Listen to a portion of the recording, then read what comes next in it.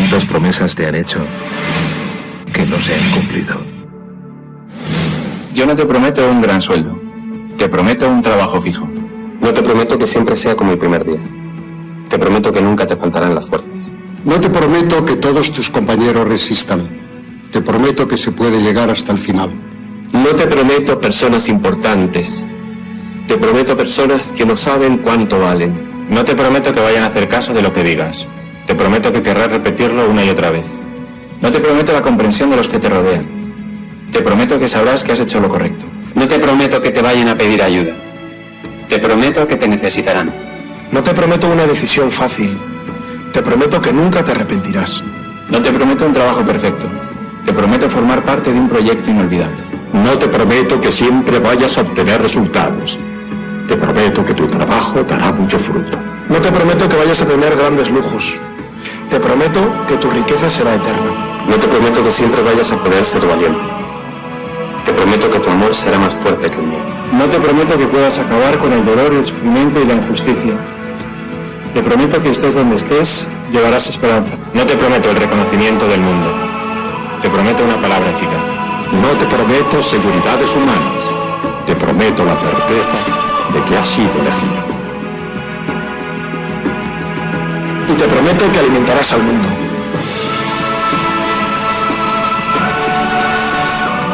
Unirás corazones.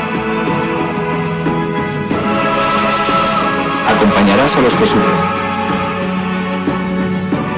Confirmarás a los que quieren ser fuertes. Experimentarás con ellos la verdadera alegría.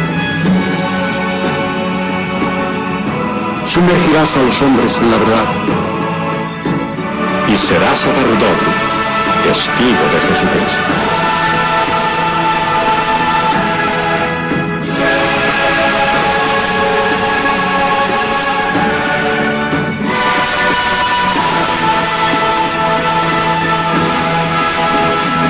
No te prometo una vida de aventuras. Te prometo una vida apasionante.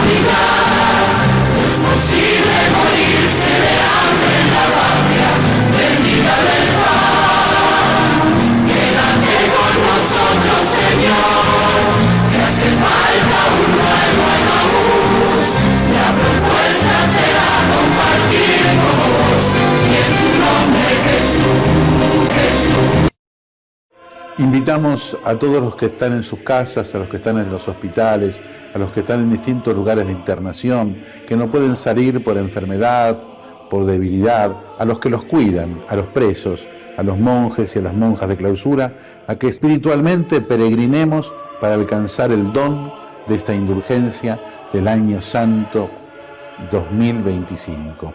En el nombre del Padre, y del Hijo, y del Espíritu Santo. Amén. Pidamos perdón juntos. Señor, ten piedad. Cristo, ten piedad. Señor, ten piedad. Recemos el credo profesando nuestra fe en Dios en el ámbito de la Iglesia.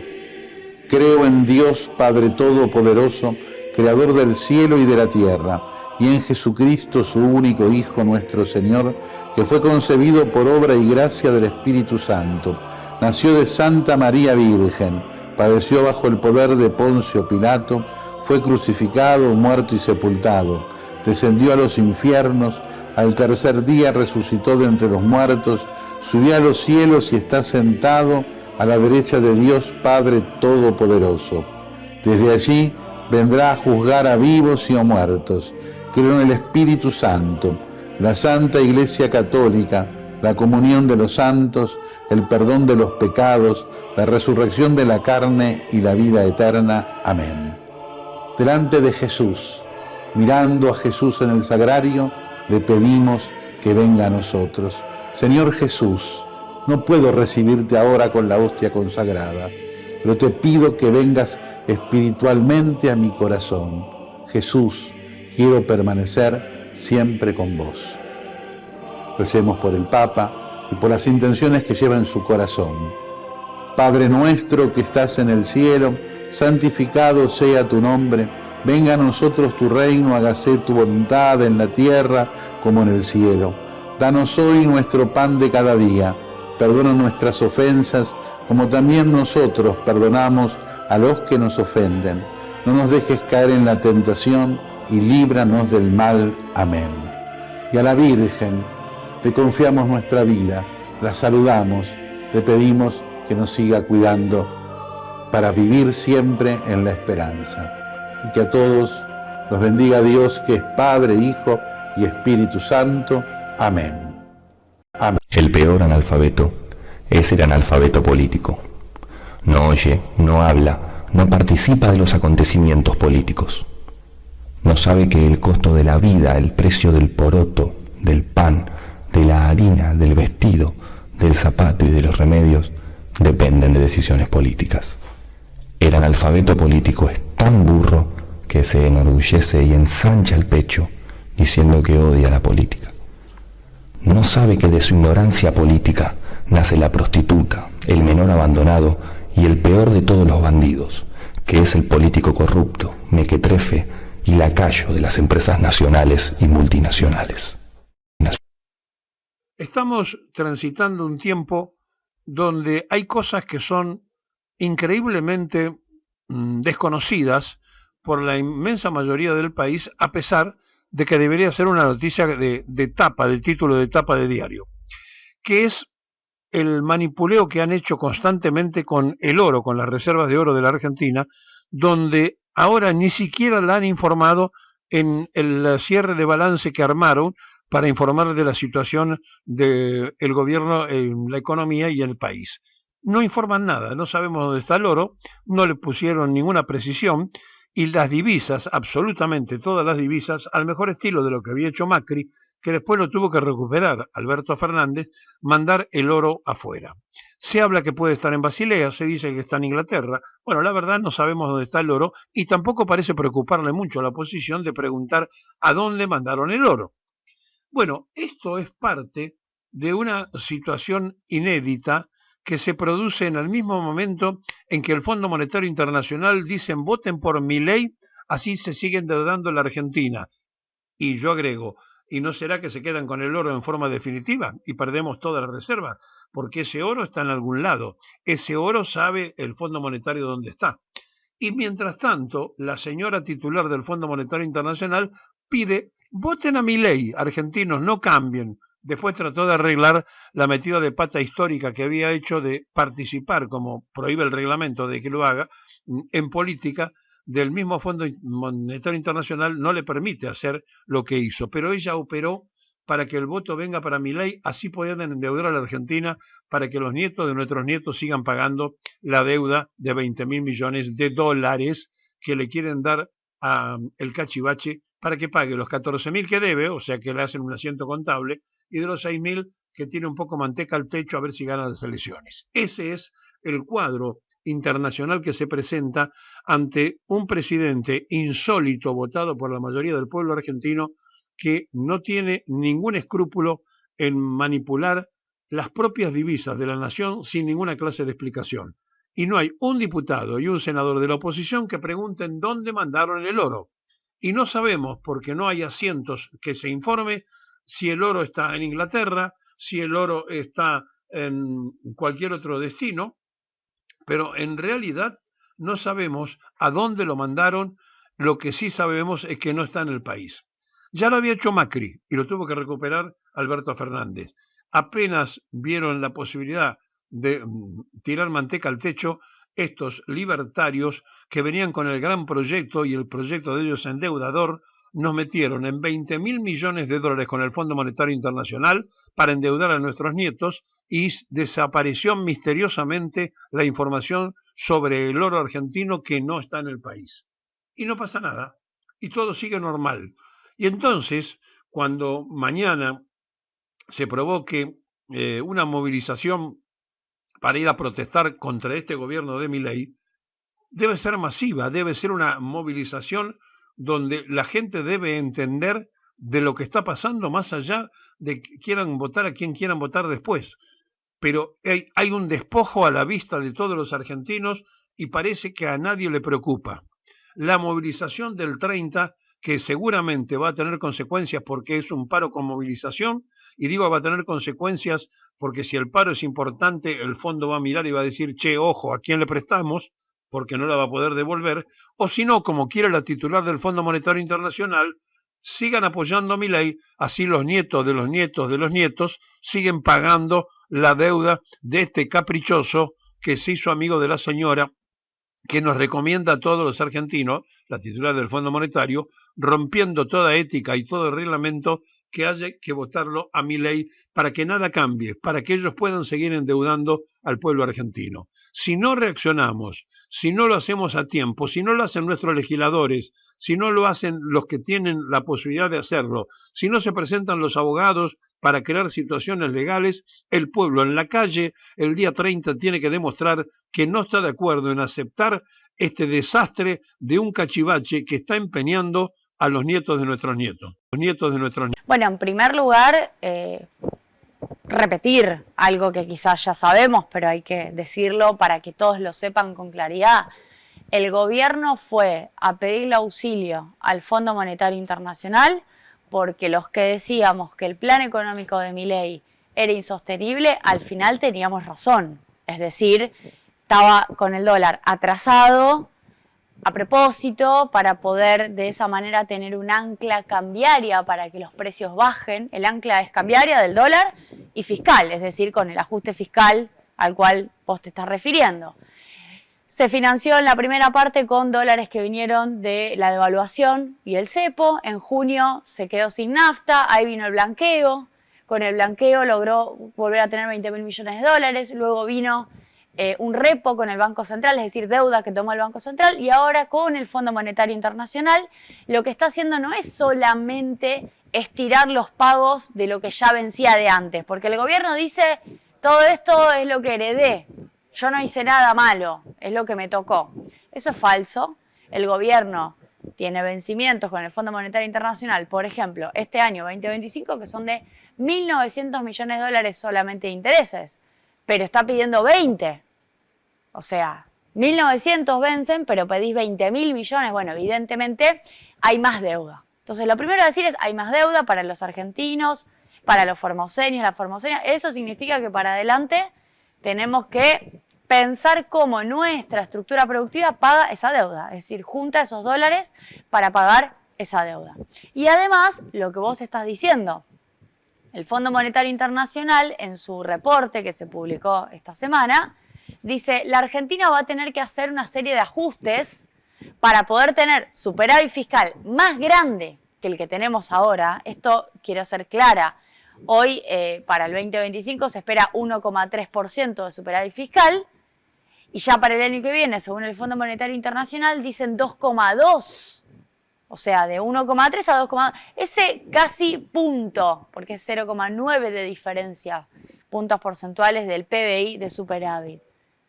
¿De dónde va a salir? De lo que vos preguntás. Reforma previsional, es decir, seguramente partidas que no se van a abonar para jubilados, para jubiladas. El caso del fin de la moratoria les permite ahorrar plata. El bono para los jubilados y jubiladas de la mínima, que está congelado en 70.000 pesos, también les permite ahorrar plata. En principio, digo, como para empezar. Luego hay un montón de partidas que vienen quedando desactualizadas porque hace 2 años que no tenemos presupuesto. El mejor ejemplo es la educación, la salud, el sistema universitario, todo lo que es partidas de carácter social, programas sociales a nivel nacional. Tenemos un presupuesto que es el del 2023. O sea, hace 2 años que no tenemos presupuesto, y eso significa que el gobierno tiene un 70% de libre discrecionalidad para hacer lo que quiera. Entonces, respondiéndote, estamos frente a un escenario problemático, porque por un lado hay que pagar dólares, y el Fondo Monetario nos pone por delante muchos años de necesidad de juntar dólares para pagarle, y por otro lado tenemos que hacer un ajuste fiscal que también hace a tener ordenadas las cuentas públicas, pero que vuelve a pegarle a la gente, porque con esto cierro. En la ley bases, el año pasado, se aprobó, por ejemplo, la eliminación del único impuesto al patrimonio que iba a cobrarle a los que más tienen, unas 600.000 personas, que es el impuesto a los bienes personales. Bajó a un lugar mínimo del 0,25%, casi se eliminó. Entonces ni siquiera es que se está buscando el superávit fiscal por mecanismos o por formas que signifiquen redistribuir mejor la carga. Lo que está pasando, pero no solo esto, sino trabajar en base a esto que está pasando. Es decir, el Partido Justicialista a nivel nacional, que conduce Cristina Fernández de Kirchner, sacó un comunicado, sacó un posicionamiento claro y le mandó cartas a los países que integran el directorio del Fondo Monetario Internacional, por ejemplo, los países europeos, diciéndoles: Argentina, este nuevo endeudamiento, es decir, no lo que había, sino el nuevo endeudamiento, no lo va a reconocer. ¿Por qué? Por varias razones, pero hay una que tiene que ver con lo jurídico. Se hizo por un decreto de necesidad y urgencia. Ese decreto es inconstitucional porque en cabeza del Congreso está la materia arreglo de deuda por la Constitución Nacional, no porque lo digamos los peronistas, lo dice la Constitución Nacional. Eso significa que si el arreglo de deuda no lo hace el Congreso, lo termina haciendo el Poder Ejecutivo, como es lo que termina pasando, porque nosotros los diputados nos enteramos por la tele, nos enteramos por el informe del Fondo Monetario, de la plata que nos van a prestar, la plata que no es que lo sabíamos porque lo aprobamos. Nosotros no, al contrario, bueno, nosotros votamos en contra, pero incluso los que votaron a favor ni siquiera sabían que estaban votando. Entonces lo primero es inconstitucional, y además había una ley del 2021 del peronismo que decía: cualquier deuda con el Fondo Monetario tiene que pasar por el Congreso. El gobierno violó esta normativa. Esto nos permite decir: esto es ilegal. Y además es ilegítimo porque nosotros tenemos 45.000 millones de dólares que ya le debemos al FMI, que no se pagó ni un centavo de dólar. El gobierno de Milei no pagó nada del acuerdo anterior y ya le está pidiendo nueva plata. No pasó ni la mitad de su mandato y ya le está pidiendo nueva plata. Y además, claramente tiene que ver con un año electoral. ¿Qué pasa en octubre? Hay elecciones.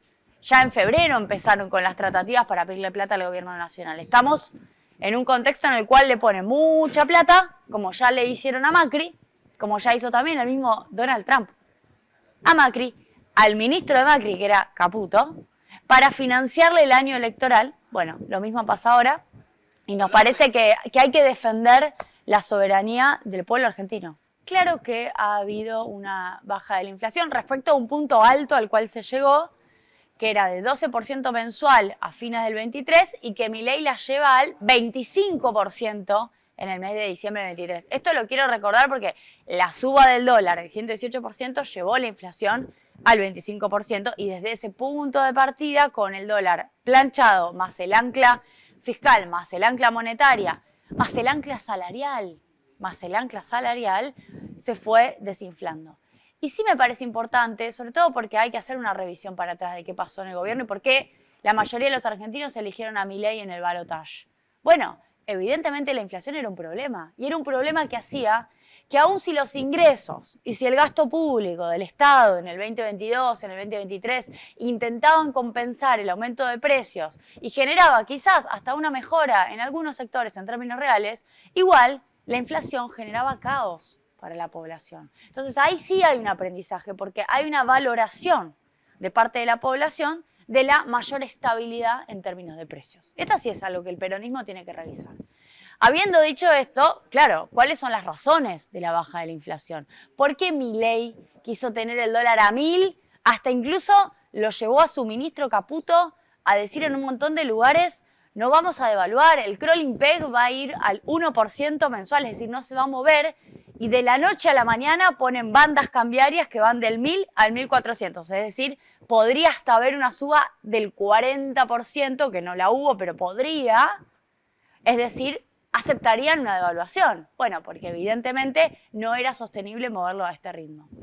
Pero sí está claro que hasta octubre, esta ya es una mirada que tenemos, digo, que construimos del Centro de Economía Política Argentina, con la cantidad de plata que recibió el gobierno, 20.000 del FMI, 12.000 del Banco Mundial, millones de dólares, 10.000 del BID, 2.000 de un repo, en principio, más los 5 del swap con China que lo vuelven a tener, tienen margen para seguir sosteniendo una administración del dólar sin que se les dispare. Es decir, van a seguir sosteniendo una economía ficticia, que no es real, porque las reservas del Banco Central, que estaban en 24 y ahora están en 36.000 millones de un día para el otro, son dólares alquilados, no son nuestros, son deuda. Y de repente que el Banco Central tenga esos dólares extra en sus reservas, le permite tener otra fuerza para que el dólar no se dispare. De acá hasta octubre va a pasar eso, y después de octubre, bueno, quizás tengan que tomar las decisiones que hasta ahora no quisieron tomar, volviendo a tener una suba del dólar más fuerte y avanzando en lo que vos acabas de decir, que es lo que el Fondo Monetario le está exigiendo. Reforma tributaria, reforma previsional, agenda de privatizaciones. Acá hay empresas, por ejemplo, el caso de Dioxitec, en Formosa, pero también hay una gran cantidad de empresas públicas en distintas partes de la Argentina que son estratégicas, que estaban en los listados para ser vendidas, el Banco Nación, Correo Argentino, Radio y Televisión Argentina, hasta incluso YPF querían vender, todas las empresas vinculadas a la energía nuclear, el caso de NASA, Nuclear Eléctrica Argentina, Sociedad Anónima, que estaba para su venta parcial, Yacimientos Carboníferos de Río Turbio, bueno, una gran cantidad de empresas. Quiere el Fondo Monetario que se avance en la privatización. Quieren discutir la ley de coparticipación federal de impuestos, lo cual es meterse con las provincias. Lo dice el informe del Fondo Monetario que salió esta semana, es decir, revisar cuánto por ley, esa es una ley que es de 1987, le corresponde a las provincias y cuánto le corresponde a la nación. Bueno, esto es lo que viene después de octubre, siempre y cuando el gobierno de Milei tenga un respaldo en términos electorales que sea contundente. Creo que también nuestro trabajo en términos políticos como militantes es explicarle al conjunto de los argentinos lo que esto significa. Una bala a Milei es avanzar en todo esto. Primero, es un tema altamente sensible para Milei y para Karina Milei y para Santiago Caputo. Los pone muy nerviosos que el Congreso pueda avanzar en esto porque claramente hay violación de la ley de ética pública, claramente hay delito de estafa, claramente hay cosas que no quieren que se sepan. Entonces, lo primero a decir es un tema que el gobierno hace todo tipo de esfuerzos para tapar, al punto tal que el 1 de marzo, día de apertura de sesiones del Congreso, en donde el presidente tenía que, contar lo que iba a hacer, para evitar que la estafa cripto sea el tema, anuncia el acuerdo con el fondo que no estaba, que no existía, y eso lo lleva a tener todo marzo, del 1 de marzo hasta que se firma el acuerdo, corrida cambiaria por la incertidumbre de haber anunciado algo que no existía como tal. Entonces, valorar que fundamentalmente los diputados peronistas en el Congreso hayamos sido los que impulsamos que se apruebe una comisión investigadora y que se aprueben interpelaciones que van a ser el próximo martes. Va a haber interpelación. Hay 3 funcionarios citados: Guillermo Francos, que es el jefe de Gabinete de Ministros, Cunio Libarona, que es el ministro de Justicia, Luis Caputo, que es el ministro de Economía, y no me quiero olvidar del cuarto funcionario, que es Silva, el titular de la Comisión Nacional de Valores, de la CNV. Y al día siguiente tenemos que sesionar en la Comisión Libra, ya está haciendo bastante chanchullo el presidente de la Cámara de Diputados, Martín Menem, que tampoco sabemos al final cuáles son sus vinculaciones ni la de Spert con la estafa Libra, para hacer que la comisión no tenga mayoría que quiere investigar y para que tenga una especie de empate técnico y no se puede investigar. Eso ya lo están preparando. Pero lo que te quiero decir es, el Congreso tiene la facultad de hacerlo, estamos preparándonos para la interpelación la semana que viene. Ayer Guillermo Francos, miércoles, no quiso responder nada de Libra, dijo, lo voy a responder la semana que viene, pateó todas a la tribuna, incluso en el informe que nos mandó a los diputados, cada pregunta que era sobre Libra decía, no la voy a contestar porque esto es parte de la interpelación. O sea, no quisieron decir nada y vamos a ver qué es lo que pasa. El martes me parece muy importante que sigamos hablando del tema porque da cuenta de cómo funciona este gobierno. Si se comprueba o llegamos a conocer, también necesitamos que la justicia avance, que el fiscal Tayano avance, que Arroyo Salgado avance, que Karina Milei cobraba coimas para armar reuniones con el presidente, cobraba coimas para ser parte de negocios privados que el presidente promovía. Bueno, estamos hablando de un delito grave, considerando que es la secretaria general de la presidencia, mano derecha del presidente, es decir, ocupa un cargo. Si comprobamos que el presidente Milei no es que difundió una dirección de un contrato para entrar a comprar criptoactivos que existía en Internet, sino que ese contrato no existía. No había nadie invirtiendo en Libra. Libra no existía.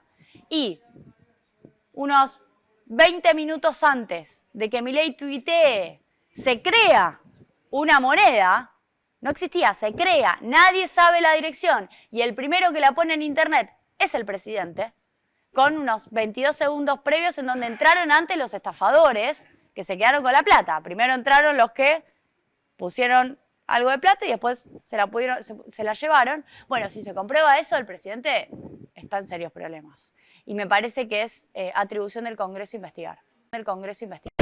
Te voy a preguntar por el visitante, por el nuevo jefe del Comando Sur de los Estados Unidos, el almirante Alvin Holsey. Recuerden este nombre porque ya no es más Richardson, es este hombre que se va a reunir con Javier Milei, se van a juntar a cenar, va a viajar a Ushuaia, viste que ellos por supuesto llegan hasta la Patagonia. Qué casualidad, ¿no? Justo Ushuaia, justo el Atlántico Sur, justo cerca de Malvinas. Sí, te lo anuncian y anda a quejarte donde quieras, el tipo viene a eso directamente. Claro. Bueno, pues sabés que yo no sé, por eso te preguntaba, no sé si salió hoy en la edición de papel de página, pero si no la encuentras... la digital está, la estoy viendo en este momento, la visita del almirante Holsey y una sugestiva coincidencia. Ahí hay muchos, claro, porque además él llega justo cuando se cumplían los 60 años de la invasión a la República Dominicana. Claro. Y yo digo, yo sé que en el mundo hay muchas casualidades, pero viste, yo cada vez descreo más de las casualidades. Sí. Es un mensaje de alguna manera, y el artículo, bueno, hace toda una elaboración. El tipo dice que viene para revisar con las Fuerzas Armadas Argentinas los problemas de la seguridad regional y la protección de las rutas marítimas estratégicas. Esos son los dos temas de su agenda. Seguridad regional. Nosotros no tenemos ninguna amenaza de guerra. Si él estuviera en Medio Oriente o en el sudeste asiático o en África, yo diría, bueno, está bien que se preocupe por la seguridad regional, pero nosotros acá no tenemos, por suerte América Latina, todos los especialistas lo califican como un continente de paz. Sí. Diga, acá hace años que no hay una guerra, pero guerra en serio. Creo que la última fue una intentona que no prosperó durante los gobiernos militares de Argentina y Chile. En el 78 tuvimos a punto de tener un enfrentamiento, luego vino el cardenal Zamoré, la cosa se calmó, y después la guerra del fútbol que duró un día entre Salvador y Honduras, ¿verdad? No hubo nada. En cambio, en Europa están matándose permanentemente, porque no es solo Ucrania, siempre hay problemas en Europa, ¿verdad? En África ni te cuento, en Asia también, y acá por eso la seguridad regional, la única amenaza que tenemos es si si hay o no arsenal nuclear en las bases británicas que están en las Islas Malvinas. Claro. Y este señor, Halsey, el almirante, habría que decirle, mira, anda allá a ver qué es lo que hay, porque nosotros queremos una América Latina desnuclearizada. Esto fue aprobado en una conferencia de jefes y jefas de Estado de las Américas, y nos da la impresión de que ahí hay gato encerrado. ¿Por qué digo esto? Porque los ingleses han rechazado cualquier iniciativa que tomaron organismos de Naciones Unidas para inspeccionar qué es lo que hay en esas bases. Entonces, en este sentido, digo, la única amenaza que tenemos nosotros, el único problema de seguridad regional es el que podía ser Inglaterra con sus bases ahí. Son bases muy grandes, yo ahí un poco la describo, una base que tiene permanentemente 1.200 efectivos, ¿no es cierto? Una pista de aterrizaje, dos pistas, una muy extensa de 2.590 metros, lo cual facilita la llegada de los superaviones, ¿verdad?, de carga del ejército de Estados Unidos, etcétera, y este sería un poquito. Ahora, cuando él habla de asegurar la protección de las rutas marinas, bueno, hay que tener en cuenta que para Estados Unidos eso significa que ellos deciden quién pasa o quién no pasa. Cuando Trump dice quiero retomar el canal de Panamá, ¿para qué es? Para evitar que mercancías chinas vayan o de ida o de vuelta por el canal. Eso es lo que quiere hacer, ¿no es cierto? Y además Estados Unidos mal puede decir de que quiere garantizar la libre navegación cuando tiene un control muy fuerte del estrecho de la Florida, que es un poco la punta de entrada al Mar Caribe. Y hay, digamos, un rosario de bases, como yo digo, hay Guantánamo, Palmerola en Honduras, Comalapa en El Salvador, numerosas repartidas por todo el Gran Caribe, en Puerto Rico, Panamá, Aruba, Curazao, Bahamas, las Islas Vírgenes estadounidenses, Antigua y Barbuda, Costa Rica, igual, todos esos países tienen bases militares, pero ellos dicen que es para la protección de la libre navegación, pero sabemos que esto no es así. Claro. Pero bueno, el gobierno argentino, no tiene demasiada vocación de sacudirse de encima los controles de carácter. Más bien lo contrario, y esto se emparenta con la visita de Bessent que tuvo la semana pasada. O sea, hemos tenido dos visitantes de muy alto nivel de Estados Unidos a esta que es una posible colonia que se pueda concretar así al 100% si es que no terminamos, como decía una de las personas que mandó un mensaje recién, con este energúmeno, ¿no es cierto?, vende patria y colonizado, que nos entrega atados de pies y manos, entrega a la Argentina atada de pies y manos, ¿verdad?, a los Estados Unidos. Porque, y termino con esto, Feri, después si quieren conversamos. John Adams, ¿no es cierto?, es un personaje muy astuto, uno de los padres fundadores de la política y de Estados Unidos, dijo, hay dos maneras de esclavizar a otro país. Uno es por las armas y el otro es por la deuda.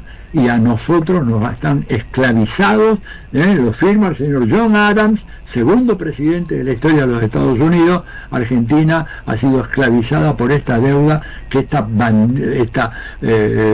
banda de sinvergüenzas ha contraído, primero con Macri y ahora con Milei. Y que Bessent dijo, algo que no dijo acá, Bessent, recuerda, estuvo la semana pasada, dijo, bueno, si fuera necesario, consideraríamos un préstamo del Tesoro de los Estados Unidos a la Argentina, algo que es absolutamente excepcional en las prácticas habituales del gobierno de los Estados Unidos. Y que seguro va a ser necesario, lamentablemente se lo van a pedir en algún momento. Sumo algo más al informe que estaba clarísimo y que me parece muy interesante para pensar la perspectiva de este gobierno y su vínculo con Estados Unidos, que es que en la anterior visita de Laura Richardson, ustedes se acuerdan que estuvo en Ushuaia, Javier Milei se fue medio de apurada para no perderse esa foto. Milei había dicho que la base que en algún momento tenían pensada instalar en Ushuaia con Estados Unidos iba a convertir a nuestro país en la puerta de entrada al continente blanco, y no me parece un dato menor, porque ellos están mirando la Antártida, igual que en su discusión con Rusia y con Groenlandia están mirando el Ártico. Te llevo a esta pregunta, Atilio, ¿qué intereses tienen en ambos polos? Obviamente como reservas de agua, pero también como espacios estratégicos para la geopolítica. Mira, muy importante, ¿verdad? Y a ver, vamos por parte. Ushuaia es una base naval que construyó la Argentina, fue iniciado durante el gobierno de Perón en 1950. Es una base que necesita modernizarse. Tiene una gran ventaja que tiene un puerto de aguas muy profundas, con lo cual vos podés hacer llegar ahí, por ejemplo, hasta un portaaviones. O sea, es una base que tiene una capacidad muy importante. El acceso a la Antártida es fundamental, porque si sigue el cambio climático como está hasta ahora, partes muy importantes de la Antártida van a quedar ya sin hielo, y por lo tanto la carrera para la explotación de los enormes recursos naturales que se dice ahí en la Antártida, si vos estás en la Ushuaia, sos el tipo que está, digamos, en el área chica frente a un arco desguarnecido. Claro. En cambio, el que viene de China, ¿verdad?, o el que viene del hemisferio norte, tiene muchas dificultades. O sea, Estados Unidos se aseguraría eso gracias a la genuflexión del gobierno argentino. Pero además otra cosa más, supongamos un escenario de confrontamiento bélico. Se cierra el canal de Panamá, como una vez pasó con el canal de Suez, y otra vez ha pasado también en otras vías de curso navegable lo mismo. Bueno, ¿por dónde van los barcos de un lado para el otro? Cuando digo por dónde van los barcos, no es que son barcos de paseo. El 95-96% de todo el comercio mundial se realiza a través de barcos. O sea, es la vía marítima. Los aviones no cuentan, los aviones son una parte mínima del comercio mundial. 95, 96, 98 según los años. Bueno, y si vos tenés el control del otro paso bioceánico, porque no hay otro, ¿verdad? O vas por el canal de Panamá, o te venís por el sur de la Argentina y Chile y pasás del Atlántico al Pacífico. Bueno, ellos quieren controlar eso. Y además, a partir de ahí, pueden establecer una área de influencia con sus aviones, con sus satélites, etcétera, que aleje el peligro de los enemigos de Estados Unidos, llámese China, llámese Rusia, Irán, etcétera. Entonces, bueno, por eso el hombre viene a inspeccionar esa base, y seguramente van a hacer una inversión muy fuerte en esa base. Los chinos estaban invirtiendo en las dos centrales hidroeléctricas del sur, ¿no es cierto?, las centrales Néstor Kirchner y Cipernic.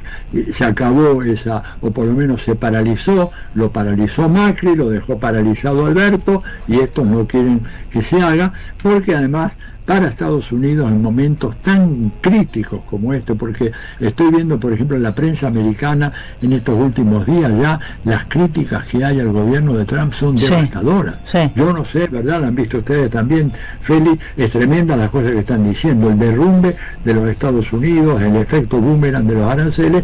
Para ellos entonces tener un pie firme en esta parte del continente, controlar toda esa cuestión, se les transforma en un objetivo absolutamente prioritario, subordinando por completo a la Argentina a los intereses de Estados Unidos, y si Estados Unidos entra en guerra, nosotros nos arrastran en la guerra también.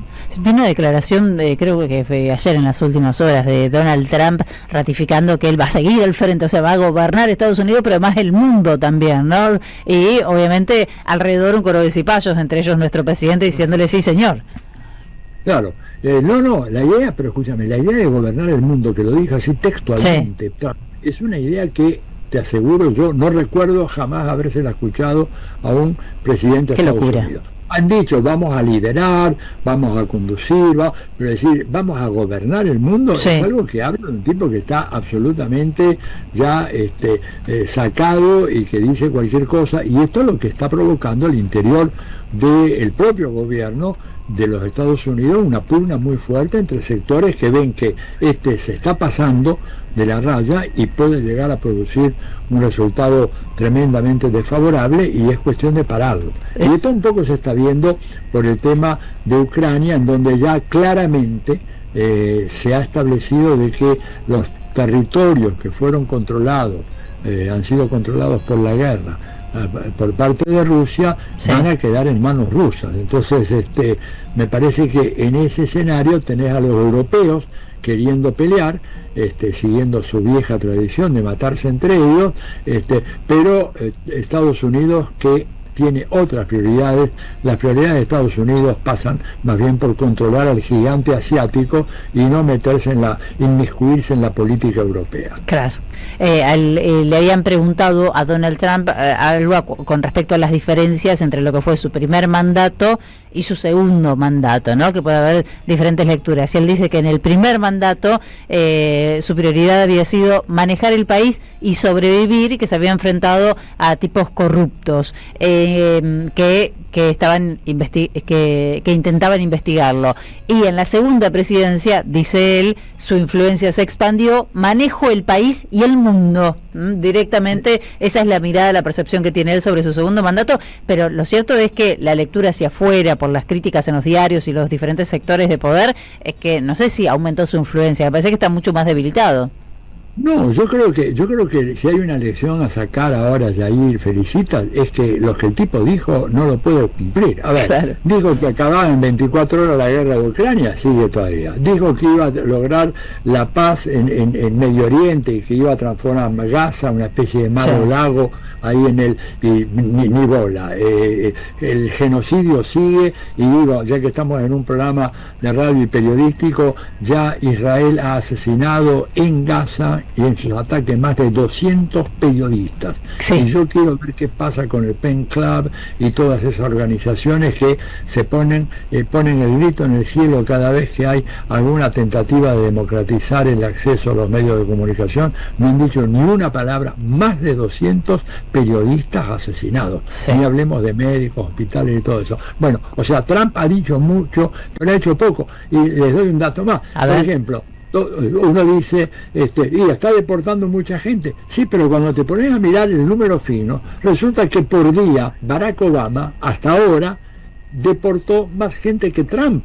O sea, Trump, como dirían los brasileños, fala demais, habla demasiado, pero en lo concreto después, porque no es tan fácil decir vamos a deportar 1 millón de personas. No, claro. Es una locura, ¿verdad? Una locura desde la logística, por supuesto es un crimen de lesa humanidad, porque la libertad de movimientos y de migrar es fundamental de los derechos humanos. O sea, Trump ha hablado mucho y ha hecho poco. No ha mejorado la distribución de la riqueza en su propio país, que era un problema que él tenía. No trajo de vuelta las industrias. ¿Por qué no trajo de vuelta las industrias? Porque Estados Unidos fue víctima de la medicina que nos están dando ahora nosotros acá, que es la medicina del consenso de Washington, ¿verdad? Remozada, y entonces Estados Unidos se desindustrializó. Entonces él dice que vengan las industrias para acá, pero si se fueron, se calcula que desde los años de Reagan, los 80, hasta ahora, más de 90.000 industrias abandonaron los Estados Unidos. O se fundieron o se fueron del país. Y además Estados Unidos no tiene gente para trabajar en el sector industrial. Sí. Ese es el otro problema. Entonces Trump está hablando demasiado y no hay proporción entre lo que dice y lo que hace. Pero, ojo con una cosa, él puede equivocarse en muchos terrenos, pero en América Latina, que sabe que es absolutamente esencial, es la parte del mundo más importante para el sostenimiento de los Estados Unidos, en América Latina no se equivoca y está acosando a estos gobiernos, desestabilizándolos, reforzando hasta niveles indecibles lo que ha sido, lo que es el bloqueo. Felicita Jair, hoy en día el bloqueo en contra de Cuba. Qué tristeza, sí, terrible lo de Cuba. Es terrible, han hecho cosas que nunca hicieron en 60 años. Por ejemplo, perseguir a una empresa que de repente le venda un producto a una agencia o una empresa de Cuba o de Venezuela en un tercer país. O sea, no hay manera, digamos, de zafar. Están persiguiendo a las compañías aseguradoras. Uruguay con aquella compañía aseguradora que asegura un barco que se dirige a Cuba o Venezuela. Están impidiendo que las empresas puedan invertir, tienen ganas de sacar petróleo de Venezuela y estos tipos le amenazan con ponerlas en una lista de países o de empresas colaboradoras con el terrorismo. Pero, y acá viene el dato optimista, yo creo que eso es insostenible. Claro, que ese es el tema. ¿Hasta cuándo? De los Claro, en algún momento le van a decir atrás, mira, andate al demonio, yo quiero exportar petróleo, Venezuela me da la concesión, si a vos no te gusta, intervení a la operadora de seguro, pero ¿sabes qué? Los chinos van a inventarme otra, o los indonesios, o la India, y se acabó la historia. Estamos viviendo un poco el final, los momentos finales del derrumbe de un orden imperial, y por eso esta belicosidad que... Claro, por eso se pone tan agresivo. Atilio, siempre es un lujo escuchar. Atilio, siempre es un lujo. Una cuenta que te va a sorprender. Dale. La culpa de todos los males de la Argentina es de la Unión Cívica Radical. ¿Por qué? Contémosla, mira. La tomamos. 1916, del 16 al 30 gobernaron los radicales.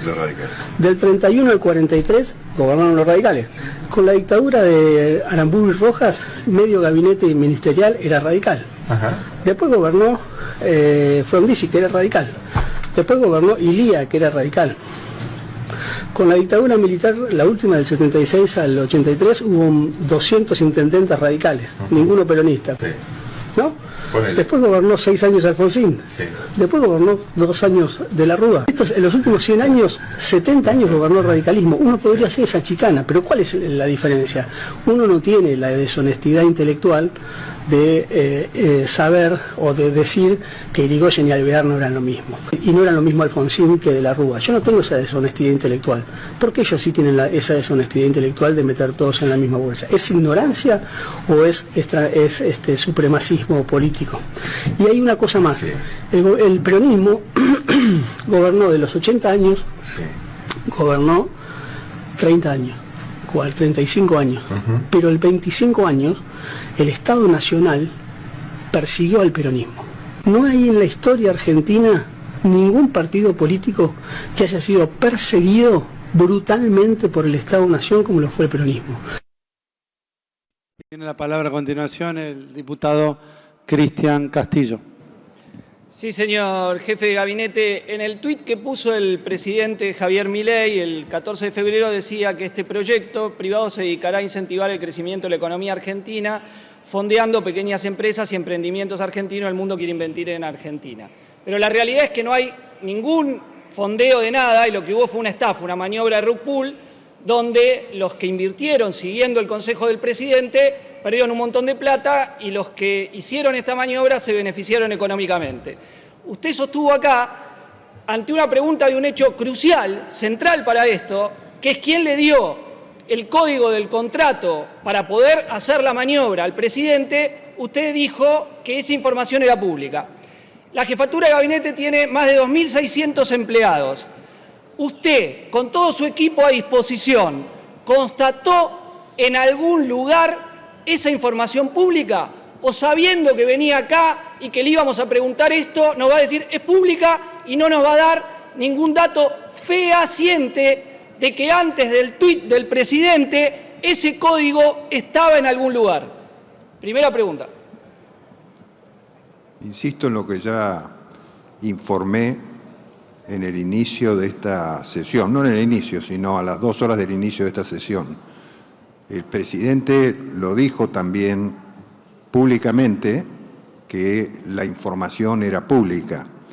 Con respecto a los empleados que usted señala que tiene la jefatura de gabinete, le recuerdo que no todos los empleados de la jefatura de gabinete están al servicio del jefe de gabinete, sino que están al servicio del pueblo. Dirección de Migraciones, Dirección de Registro de las Personas, todos organismos que no responden al jefe de gabinete para chequear este tipo de información. Bueno, pero quizás 150, 250 como Adorni. Bueno, bajemos un poco el número. Usted debe tener. Ahora, lo que es insólito es que usted diga que, porque lo dijo el presidente, es verdad. Yo puedo decir, yo soy el presidente de la Nación, y usted va a decir, Castillo dijo que es el presidente, y me dirá que no.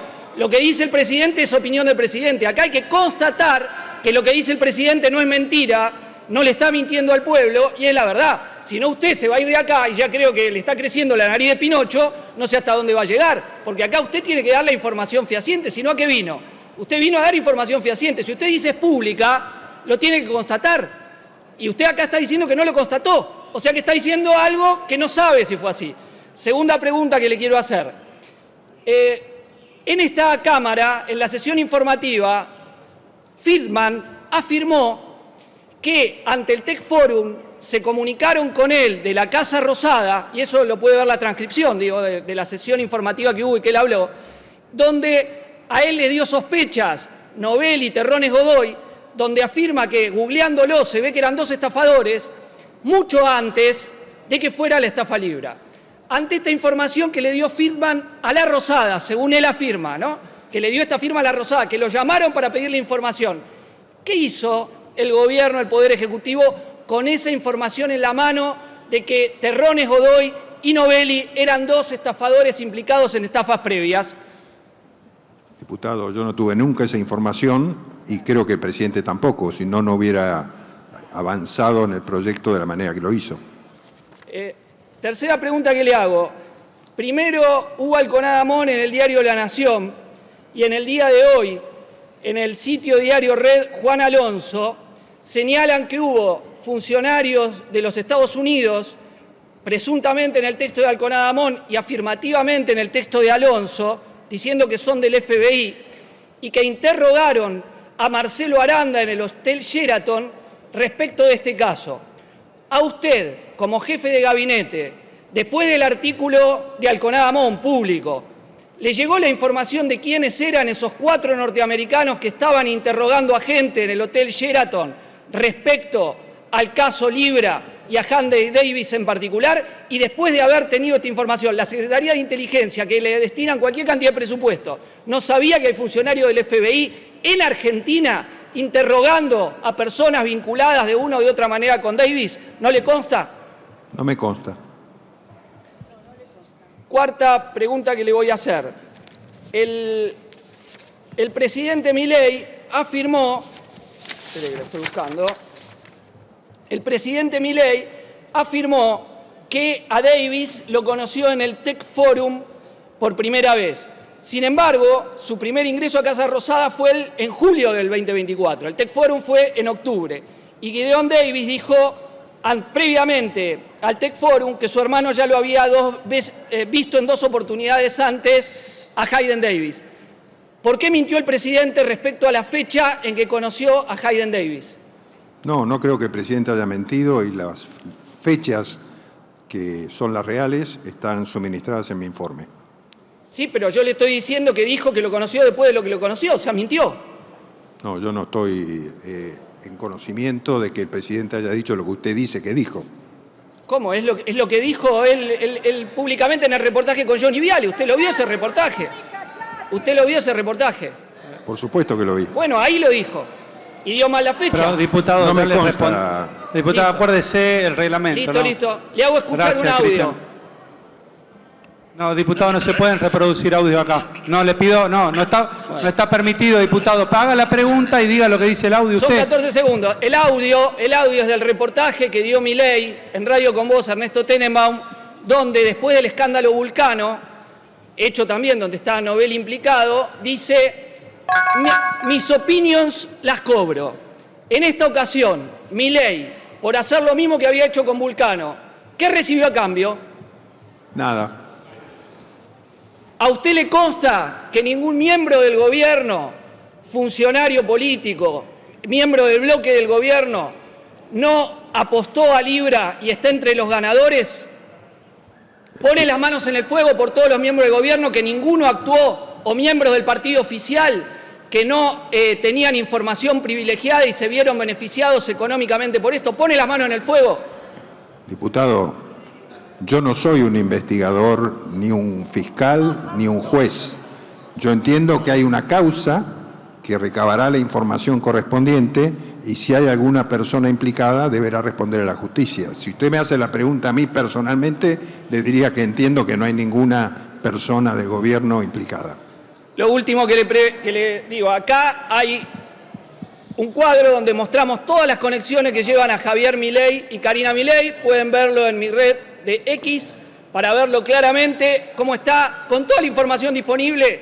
No nos pueden hacer creer que el gobierno ni fue estafado ni era ingenuo. El gobierno, y Milei en particular, es parte integrante íntimamente de esta estafa que usted ha sido parte de esta estafa y ha violado el Código Penal en cuanto al delito de estafa, al delito de cohecho activo, al delito de tráfico de influencias, y solo le leo uno, el artículo G de la Ley de Ética Pública, que dice abstenerse de usar las instalaciones y servicios del Estado para su beneficio particular o para el de sus familiares, allegados o personas ajenas a la función oficial, a fin de avalar o promover algún producto, servicio o empresa, sin que le siga creciendo la nariz al infinito. ¿Puede decir que no hizo esto el presidente Milei con el tuit que puso favoreciendo la estafa de Libra? Permítame que le conteste, diputado, en una manera mucho más respetuosa de la que usted se dirige a mí, porque si no tendría que decirle a usted, usted también le crece la nariz. Yo no lo sigo en las redes a usted, así que no sé si ese cuadro que mostró lo tiene o no en sus redes, ni me importa, no lo voy a seguir tampoco, así que no tengo nada para responderle sobre ese tema. Muchas gracias, diputado Castillo. Diputada Estrada. Muchas gracias a mi bloque por haber gestionado este tiempo. A ver, señor Francos, de repente usted, ahora le voy a decir a usted lo que pienso sobre su administración, no general del Estado, pero sí de esta Cámara, de este Congreso, de manera muy eficiente. Usted, señor Francos, de repente vino acá, ya pasaron más de 2 meses de la estafa y no sabe nada. No sabe nada. No sabe quién le dio la información al presidente para tuitear. Por suerte no vino con el verso de que fue un retweet, que fue lo que dijo en las entrevistas durante todo el mes de abril. Ahora reconoce que es un tuit, un poquito de coacheo hubo. Pero entonces vino a decir que no sabe quién le dio la información. Tampoco sabe qué rol tuvo el Estado argentino, el gobierno de Milei, que usted es jefe de gabinete de ministros, en el armado del Tech Forum. Tuvimos que mostrarle los auspicios al Tech Forum. Se lo tuvimos que mostrar nosotros y usted se sorprendió de que estuviera el gobierno argentino auspiciando un evento fantasma. Mire, yo le voy a leer acá, nosotros creo que investigamos más que el señor Tayano, y lo trajimos a Maximiliano Friedman, un programador. ¿Qué dijo la Comisión de Investigaciones de Informática y Comunicaciones? El presidente Milei leyó en octubre pasado, en octubre,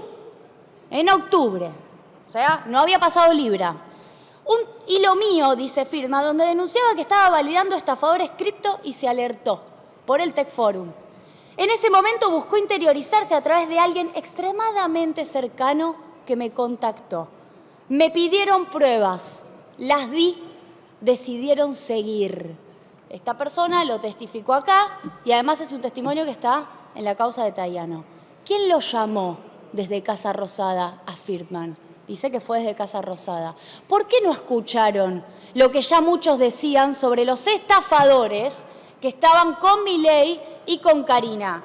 Cuando uno googlea, yo me puse a googlear, algo de sentido común. Terrones Godoy, Mauricio Novelli. Mire lo que me apareció. Milei cenará octubre del 2024 con acusados de estafar con esquemas Ponzi. Octubre del 2024. Era medio obvio. Nos están tomando por tontos. Todo el mundo sabía que Terrones Godoy estafaba con videojuegos. $250.000 se cargó estafas por $250.000. Novelli había estafado en Vulcano. Y ahora a Novelli lo allanaron y vació la caja de seguridad. La mandó a la madre y a la hermana a vaciar la caja de seguridad. Están los exhortos de Tayano. Ustedes no van a decir nada, no le van a soltar la mano tampoco ahora a Novelli. Tan hasta las manos está Milei y Karina Milei con Novelli, que usted, jefe de gabinete, viene y no le suelta la mano a Novelli. Tampoco le suelta la mano a Hayden Mark Davis, que tiene un video en donde dice: tengo 100 palos verdes y son de los argentinos. Y no confío en el entorno de Milei. Así que no se los voy a dar al entorno de Milei, que sería Karina Milei. Usted me dirá. Y usted viene acá y estoicamente, claro que se saca selfie después con su bloque, no le suelta la mano a Hayden, no le suelta la mano a Novelli.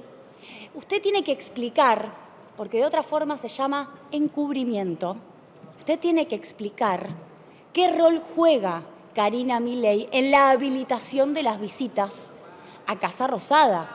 ¿Por qué Karina Milei habilitó muchas visitas? Más de 10. Acá tengo el listado.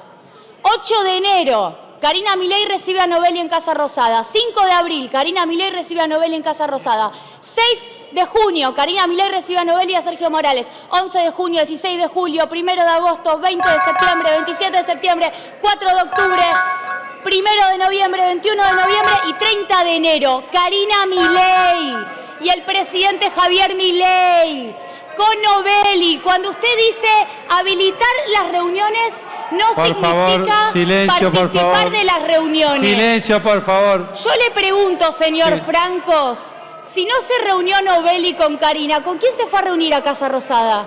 A mí no me queda claro. Ahí termina. Usted está, si no me equivoco, en la planta baja, ¿no? Está en el primer piso. Usted está en la planta baja y en el primer piso está Karina. Están a un piso. Están a un piso. Y pasaron 15 visitas a Casa Rosada, a Olivos y al Hotel Libertador diputada. de su amigo Ornequian, el Hotel Libertador. Muchas gracias. Son muchas las preguntas que tenemos. Yo le aconsejo, si me permite, que responda porque de otra manera se llama encubrimiento. Muchas gracias. Gracias. Adelante, diputado, se la concede su... Gracias, presidente. Dentro del tiempo, como corresponde. Breve. Lástima, se fue el jefe de gabinete porque la primera pregunta que tenía para hacerle es si es o se hace. La segunda pregunta que tenía era si le cree a Macri o Milei, porque uno, ya conocemos la historia de la offshore, que seguramente el diputado preopinante conoce mejor que yo, porque también tiene su offshore tranquilita ya y siempre habla de honestidad. Si es que, sí, yo por ahí no soy muy bueno pronunciando, porque ustedes son capos para pronunciar, porque ustedes saben cómo se hace. Le iba a preguntar también si considera que Macri o Milei son estafadores o no. Para mí, los dos son estafadores, uno con la offshore, el otro con Libra. Para mí, los dos son estafadores con el crédito del Fondo Monetario Internacional. Le iba a preguntar si a él lo envió Milei o Santiago Caputo, porque Milei dijo que es el hombre que tiene más poder que el propio jefe de gabinete. Le iba a preguntar si él era cómplice como el PRO, los libertarios que acá nos gritan, porque son verdaderas cómplices de esta estafa que ha hecho el presidente de la Nación. Le iba a preguntar también al jefe de gabinete cómo había que hacer para que se convierta en hombre transparente, honesto, cuando forma parte de este gobierno, porque anteriormente, como le sucedió a varios de los diputados que están acá, que eran parte del peronismo, eran todos delincuentes. Hoy, pero son mejor que el Papa Francisco. Lo mismo ocurre con este hombre, con Guillermo Franco, que, casualidad, ocupó diferentes cargos en los gobiernos peronistas, hoy se sienta ahí acusándonos a los verdaderos peronistas de todas esas sandadas que dijo. Hola, ¿cómo te va? ¿Te estás refiriendo a vos? Más chorro que ustedes no hay, hermano. Ustedes son ladrones de guante blanco. Eso es lo que son. Diputado, ustedes, los macristas, los de Milei son eso. Y lo mismo le pasa al presidente. Y acá cierro. A usted le pasó, seguramente cuando joven, que cuando estaba su papá y su tío en el peronismo, era negro, tape, delincuente. Hoy, como es libertario usted, es prolijo, es capo, es buenito. Claro, es libertario. Entonces, a los peronistas no nos asustan cuando vienen con que son estos, son los otros. Saben que lo que a ustedes les duele cuando le decimos en la cara que son asesinos. Y si no, expliquen lo que pasó con Santiago Maldonado. Y si no, expliquen por qué atacan a los jubilados. Entonces, presidente, agradeciendo a mi presidente de bloque, griten, salten, zapateen, pero son unos estafadores. Milei estafó al pueblo argentino, Milei estafó a los que creyeron en que verdaderamente eso iba a servir y no sirvió para un carajo. Gracias, presidente. Muchas gracias, diputado. Gracias, diputado. Pueblo que escucha, únete a la lucha. Pueblo que escucha, únete a la lucha.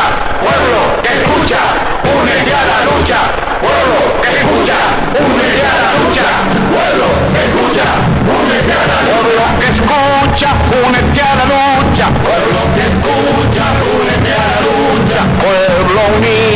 nunca vencido. Pueblo mío, nunca vencido. Y luche, luche, luche, no deje de luchar. Y luche, luche, luche, no deje de luchar. Por un canto de obrero, obrero y popular. Y luche, luche, luche, no deje de luchar. Pobre el pobre que no luche, siempre callado nomás. Le han de robar su guitarra, nunca más ha de cantar. Y luche, luche, luche, no deje de luchar. Y luche, luche, luche, no deje de luchar. Por un canto de obrero, obrero y popular. Y luche, luche, luche, no deje de luchar. Pueblo que escucha, una cosa tiene mi pueblo, que no las puedo callar. Cualquiera viene y le ofende y el calladito nomás. Pero guarda al que trampea, pero guarda al que le miente, porque mi pueblo no es tonto, porque mi pueblo es valiente, porque mi pueblo algún día cuando la sangre reviente habrá de salir cantando con un fusil en la frente. Y entonces no habrá más niños durmiendo bajo los puentes, ni obreros, ni campesinos, siempre apretando los dientes, porque mi pueblo es de machos y nadie me lo desmiente. Y luche, luche, luche, no deje de luchar. Y luche, luche, luche, no